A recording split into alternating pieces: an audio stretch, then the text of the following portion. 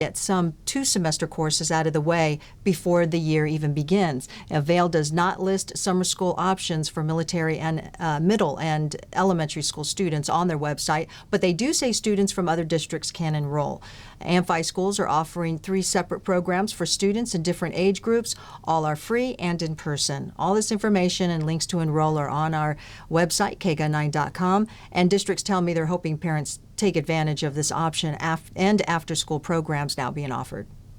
Let's check in with Kyler Diggs now. Kyler, another windy day here in southern Arizona. Lots of wind across southeastern Arizona, particularly this afternoon. Here's a look at some of the peak wind gusts that have been recorded throughout the day. 36 miles an hour in Tucson, 44 miles an hour in Sierra Vista, and 35 miles an hour in Nogales.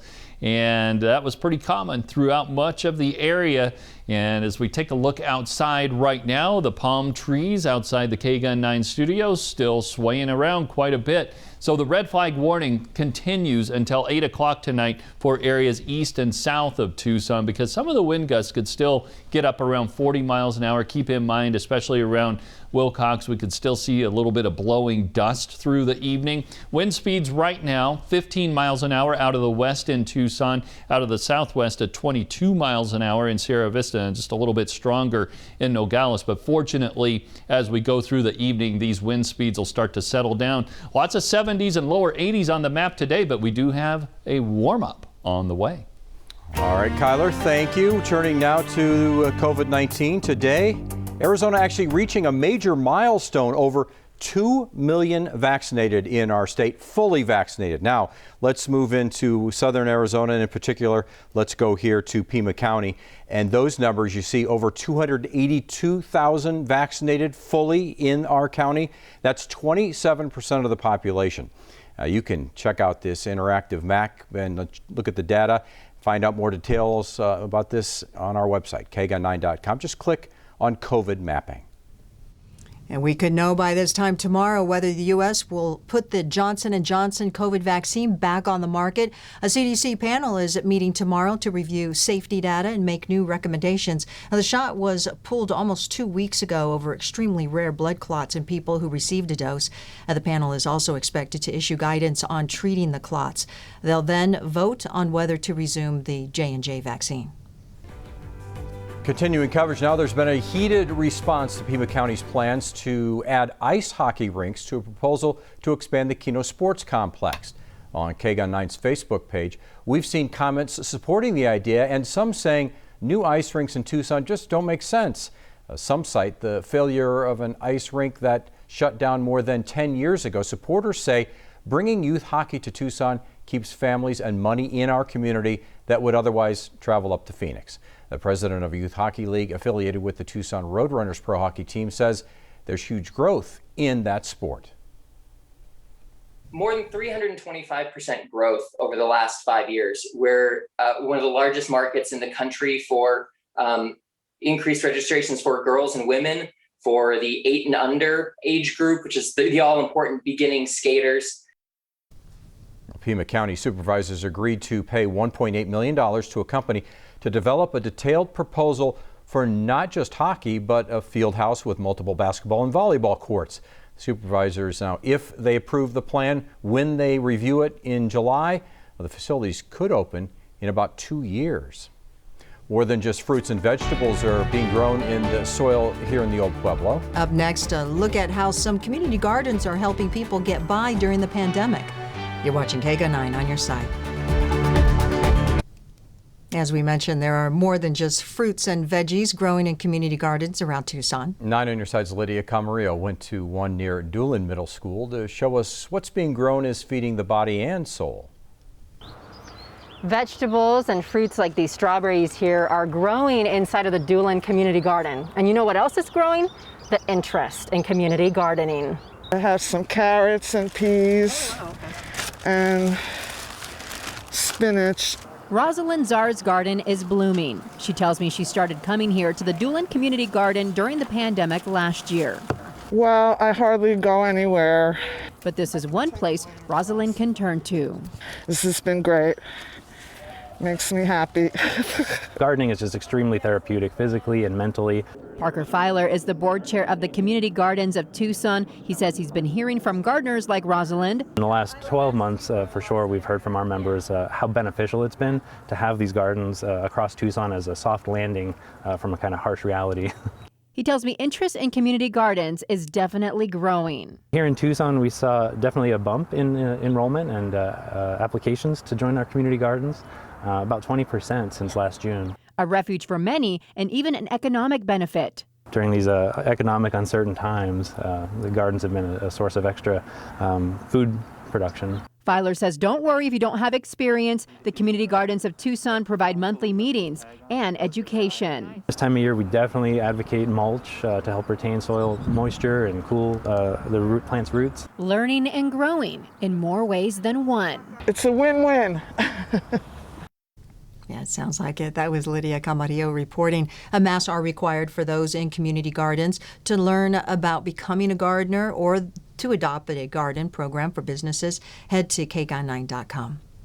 Let's check back in with Kyler Diggs, and I tell you what, hold on tight. We're on the temp roller coaster ride, 80s to 70s to 90s. Yes, we are, and I'm trying to tend to the weather garden to see if we can grow some rain around here. We can't even buy a drop, but there might be hope in the forecast. 82 today. We do have a big warm-up in store before that chance of rain arrives. We'll give you all the details in the forecast next on KGUN 9 on your side. Today is Earth Day. To celebrate, Tucson Botanical Gardens used a webinar to discuss environmental responsibility. And they also discussed the past year and how the gardens have operated during the pandemic. Our big focus this year was largely virtual. So we've done a whole host of social media posts talking about things like composting, how we care for the fauna here at the gardens, what our cafe does to have sustainable practices. You know, for the next month or so, people coming out probably will see the gardens in peak beauty. And the gardens were forced to close for a time last year. It took some time for the gardens to actually clean up because they became overgrown and animals moved in. But now you can check out the Tucson icon. They're open, but with limited visitation. On this Earth Day, a big concern in the Southwest is the drought. Tonight at 10, we hear from Tucson Water about the state of this very valuable resource, how it's affecting the water supply, and how Tucson Water is keeping up with rising demand. And drought conditions don't just affect our water supply, but also plants and animal life. The drought is leading to a significant die-off of juniper trees. That's according to the Forest Service. Between 50 and 100,000 acres have been affected in Prescott and Kaibab National Forests in central and northern Arizona. The service says that trees affected by drought show a change in color, with branch tips fading from green to bright yellow. Kyler, we really do need rain, not just here in southern Arizona, but in all of Arizona. Yeah, we sure do. And take a look at this, Pat. Look at this drought monitor. We've been monitoring this ever since the first of the year, kind of giving you regular updates on this. And that extreme and exceptional drought just continues to kind of expand over the western United States. Let's zoom in on Arizona. And here's what we've got. We do not like to see all that red on there because that does indicate extreme or exceptional drought conditions throughout all of those areas. Now, there is some hope for the forecast that we're going to get a little bit of light rain in here, and we really do need it, as Pat mentioned, because look at this. We are 1 3/4 inches below average for the year-to-date rainfall, and look at this month-to-date. For the month of April, 0. So that puts us 1/4 inch below average for the date. And it is, boy, I'll tell you, it is so dry and dusty. And one of the problems is we just can't get these dew points to come up for us. They have been down into the single digits and teens. It just seems for weeks upon weeks. And 77 degrees right now on the air temperature. So there's the silver lining right there. We have had some beautiful air temperatures, but then we have the wind too, which does not help because it just sucks any moisture that's left in any of that vegetation right out of it. And then, of course, that creates more fuel for wildfires. So it all kind of compounds on each other. And we'll see if we can get things improved here a little bit. And I think we do see a little bit of improvement. Right now, we're looking at current temperatures of 60s and 70s for most of us across southeastern Arizona. A little bit warmer as you go to the west. And overnight tonight, Really another nice night as the wind settles down. We'll see those temperatures settle down into the 60s and eventually the 50s coming in here by early tomorrow morning. Look at that. There's what we like to see. 45 degrees and some showers at the Grand Canyon right now, hopefully helping out some of those junipers. 64 degrees in Albuquerque, and it's only 75 in Palm Springs.